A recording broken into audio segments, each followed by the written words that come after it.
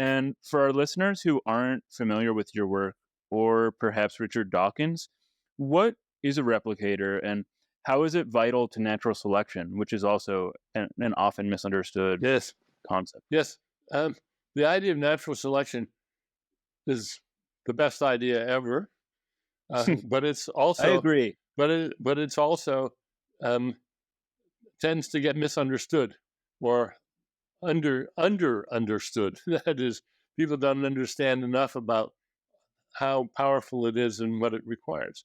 But you get evolution by natural selection wherever you have a plethora of candidates that are not all alike, where some candidates are better equipped just by chance, just by luck, better equipped to deal with whatever the current circumstances are, and they're the ones that are going to have more offspring.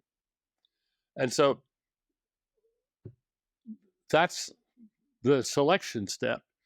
But there also has to be mutation because there has to be a continual influx of novelty. It's a sort of arms race that gets started where if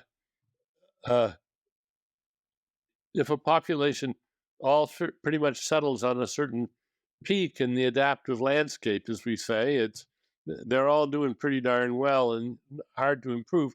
But then if something comes along that does a little bit better, then it may start to out-replicate the earlier population because of a mutation that it happens to have.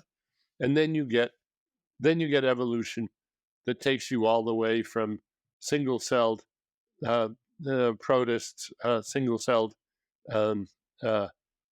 things like bacteria and archaea, and then you get multicellular life, and these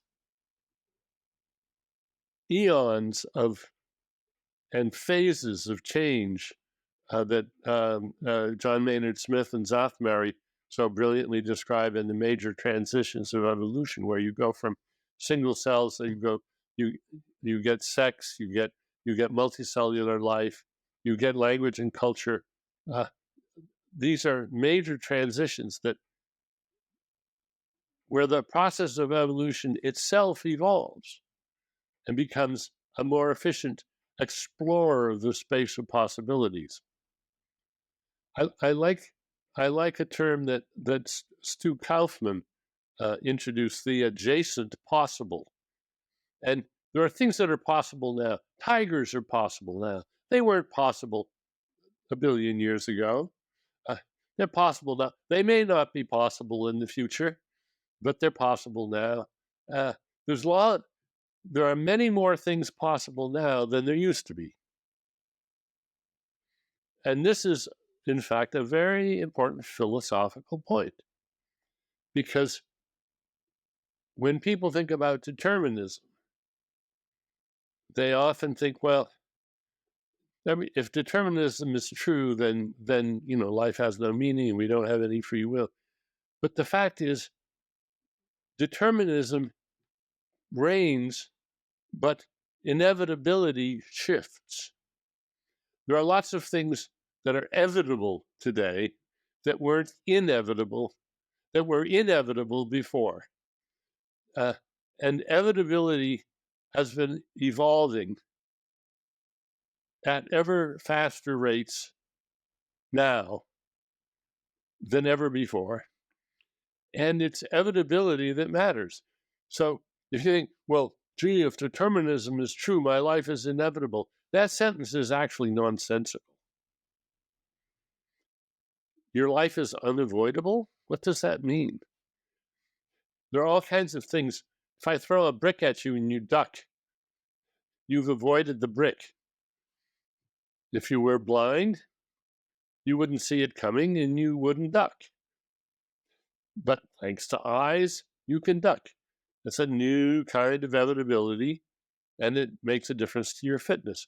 So the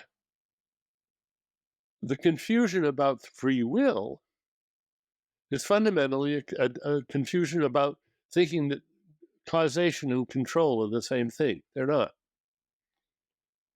Causation is causation, and control is causation with feedback and look ahead.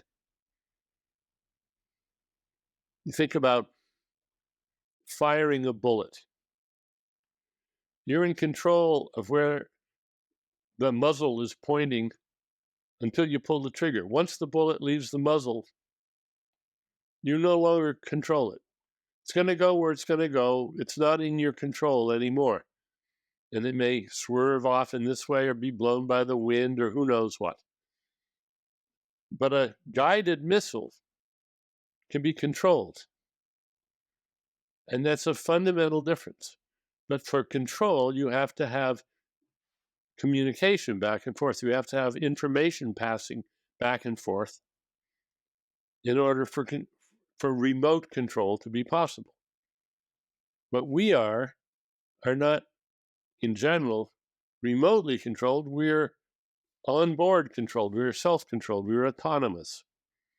And an autonomous being is just as determined as a stone rolling down a mountainside.